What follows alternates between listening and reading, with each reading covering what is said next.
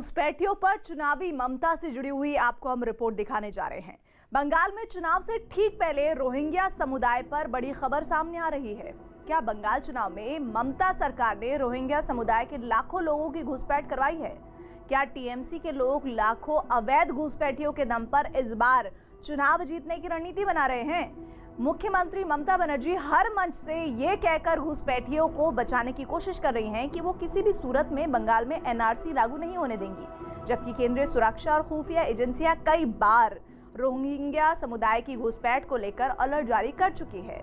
घुसपैठ पर जारी इस घमासान के बीच ममता के मुस्लिम वोट बैंक में घुसपैठ का ऐलान हो चुका है।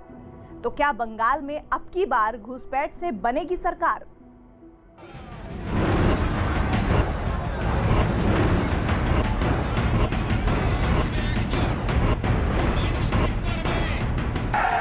ममता दीदी, एनआरसी आपके रोके से नहीं रोकेंगे। আমরা পরিষ্কার বলছি, এনআরসি করতে দেব না, এনপিআর করতে দেব না এবং মানুষের অধিকার কাটতে দেব না। जहाँ यहाँ कितने रोहिंग्या गांव बसा रखे हैं, शहर में, विधाननगर में रोहिंग्या एक बस्ती बसा हुआ है। रोज रोज बीजेपी का नया नाटक, नया यात्रा, नया आरोप लगा रहे हैं। बंगाल में घुसपैठ पर घमासान।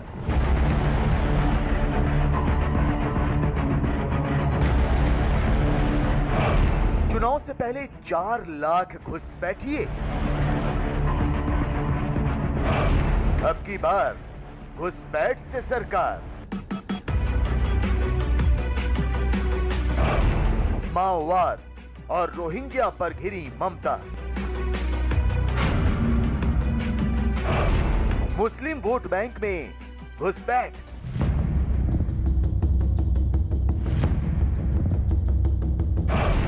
रोहिंग्या रद्द और चुनावी रद्द।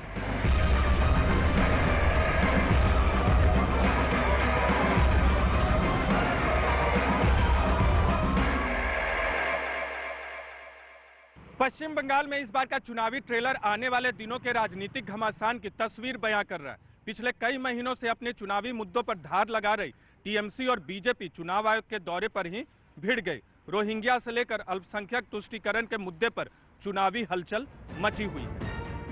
21 जनवरी की सुबह चुनाव आयोग की टीम ने कोलकाता में सभी दलों की बैठक बुलाई। वहीं बीजेपी ने चुनाव आयोग की टीम से कहा कि टीएमसी ने 4 लाख रोहिंग्या समुदाय के लोगों की घुसपैठ करवाई है।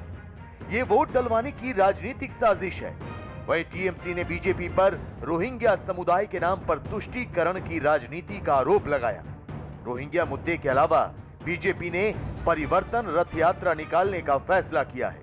294 विधानसभा सीटों पर रथ यात्रा निकालकर ममता सरकार से मुक्ति का अभियान चलेगा, जिसकी शुरुआत पार्टी अध्यक्ष जेपी नड्डा करेंगे।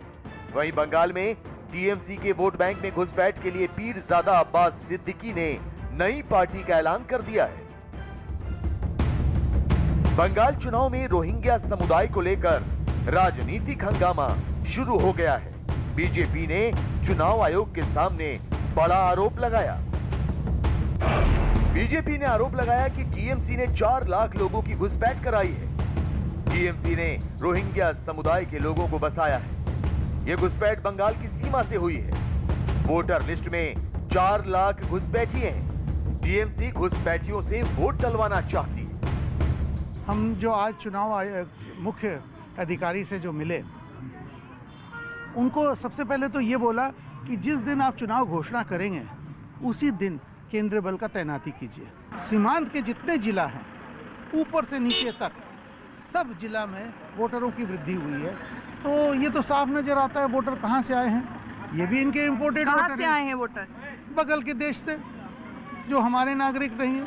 तो रोहिंग्या, जहाँ यहाँ कितने रोहिंग्या गांव बसा रखे हैं।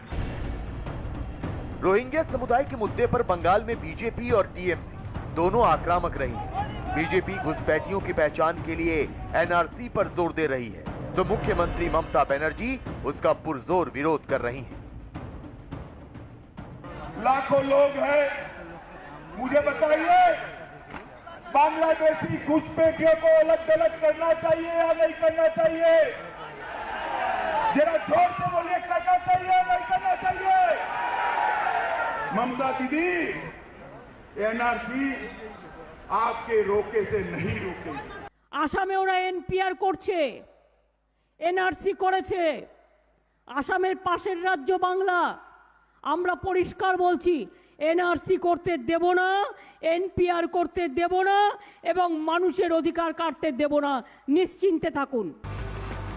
असम में 2019 में हजारों अवैध घुसपैठियों की पहचान हुई है। इनमें से ज्यादातर बांग्लादेशी रोहिंग्या समुदाय से हैं। बीजेपी असम की तर्ज पर बंगाल में भी घुसपैठियों की पहचान करने का ऐलान कर रही है, जिसका टीएमसी विरोध कर रही है। वृद्धि हुआ है। आप क्यों बैठे थे? आपका भी तो मेंबर था निर्वाचन चुनाव कमीशन में। आप जब दूसरा जायगा में दूसरा मौलवादी पार्टी को सपोर्ट लेते हैं तब वो ठीक है, और आप क्या चुपचाप तो सेंट्रल पावर में है। रोहिंग्या समुदाय को लेकर टीएमसी का विरोध चुनावी ज्यादा नजर आता है, क्योंकि कई साल पहले बंगाल में गुपचुप आकर बसे बांग्लादेशियों की हालत बदतर है। सिर्फ चुनाव के दौरान रोहिंग्या समुदाय का कवच बनने की कोशिश होती है, जबकि ये ना तो अवैध घुसपैठियों के हित में है और ना ही देश हित में। ममता बनर्जी ने रोहिंग्या के बारे में कितने सवाल किया उसका पक्ष में, और वो रोहिंग्या को शायद वो वोटर कार्ड बना दिया और उसको वोटर लिस्ट में नाम उठा दिया। शायद 4 लाख ऐसा होता है। उसको तो समझना चाहिए ये रोहिंग्या कैसे इधर आए। उसको वोटर हम नहीं बना सकते हैं। ये गलत काम किया। उनका पक्ष में वोट डालेंगे ये समझ के करते हैं। बीजेपी ने अवैध घुसपैठियों का मामला चुनाव आयोग के सामने उठाया तो वाम दल भी लाल हो गए। Our main demand the free and fair election. If that is the Rohingya issue, that is what the BJP is giving. Or Rohingya issue. Where is the Rohingya here? Bengal में रोहिंग्या समुदाय और अवैध बांग्लादेशियों की घुसपैठ क्यों मची है, ये जानना भी जरूरी है। दरअसल 2017 से बांग्लादेश से घुसपैठ शुरू हुई। हजारों अवैध घुसपैठिए पश्चिम बंगाल में बस गए। घुसपैठियों को कई जिलों में शरण मिली। घुसपैठियों को राजनीतिक संरक्षण मिला। बदले में घुसपैठियों के वोट हासिल हुए। नॉर्थ और साउथ 24 परगना से घुसपैठ हुई तो दक्षिण बंगाल घुसपैठ का सबसे बड़ा अड्डा है। अवैध घुसपैठियों को स्थानीय पुलिस और प्रशासन की नजरों से स्थानीय नेता बचाते हैं। बदले में उन नेताओं या पार्टी के कहने पर घुसपैठिए वोट देते हैं। हालांकि कांग्रेस इस मुद्दे पर सुविधा वाली सियासत कर रही है। जो भारतीय जनता पार्टी और तृणमूल कांग्रेस के बीच में चल रहा है, और इसमें अहम की लड़ाई ईगो बैटल ज़्यादा दिखाई देती हैं, और नुकसान हो रहा है बंगाल की जनता का। तमाम ऐसी योजनाएं हैं भारत सरकार की जो आज बंगाल में नहीं पहुंच पाई हैं। वो उसका जिम्मेदार कौन है? ये जो सेंटर और स्टेट गवर्नमेंट का टसल है चुनाव के दृष्टिकोण में एक दूसरे को नीचा दिखाने के लिए, इससे बंगाल की जनता पिस रही है। रोहिंग्या घुसपैठ के बाद अब आपको दिखाते हैं टीएमसी के मुस्लिम वोट बैंक में घुसपैठ की सियासी कोशिश। बंगाल के हुगली में मौजूद फुरफुरा शरीफ दरगाह से 6 जिलों के बंगाली मुस्लिम जुड़े हुए हैं। यहाँ के पीरजादा अब्बास सिद्दीकी हैं, जो अब तक ममता बनर्जी के समर्थक रहे हैं, लेकिन अब पश्चिम बंगाल में 30% मुस्लिम वोट बैंक के मद्देनजर उन्होंने नई पार्टी बनाने का ऐलान कर दिया है। अब्बास ने इंडियन सेकुलर फ्रंट बनाया, टीएमसी के खिलाफ नया मुस्लिम फ्रंट। पश्चिम बंगाल में 30% मुसलमान हैं, 90% से ज्यादा मुसलमान बांग्ला भाषी हैं, करीब 9% मुसलमान उर्दू भाषी। उर्दू भाषी मुसलमानों पर ओवैसी असरदार हैं, बांग्ला भाषी मुसलमानों पर अब्बास की पकड़ है। अब्बास की हुगली, नॉर्थ और साउथ 24 परगना पर पकड़ है। बर्दवान और हावड़ा के मुसलमानों पर भी प्रभाव है। 2016 में टीएमसी को मुसलमानों के 41% वोट मिले थे, लिहाजा पीरजादा अब्बास अब टीएमसी का वोट बैंक तोड़ने की कोशिश करेंगे। दीदी ने क्या कहा, लेफ्ट क्या कहा, सब अपना अपना पास है, अपना राय है। मगर मेरा मानना है अभी जो माहौल चल रहे हैं इसमें हम विश्वास कर नहीं पा रहे दूसरी की पार्टी के ऊपर। इसलिए पिछड़ा हुआ मुस्लिम, दलित, आदिवासी और जितने पिछड़ा हुआ आदमी है सबके अधिकार के लिए हमको ये पार्टी लॉन्च करना, चुनाव में आना जरूरी था। पीरजादा अब्बास सिद्दीकी और ओवैसी हाथ मिला चुके हैं, इसलिए चुनाव में ममता बनर्जी के मुस्लिम वोट बैंक में सेंध लगने की पूरी संभावना है। अगर ऐसा हुआ तो टीएमसी को अपनी चुनावी नीति और रणनीति में बड़ा बदलाव करना होगा, क्योंकि हिंदुत्व और राष्ट्रवाद के मुद्दे पर वो बैकफुट पर है और अल्पसंख्यक कार्ड खेलकर जीतना इतना आसान नहीं होगा।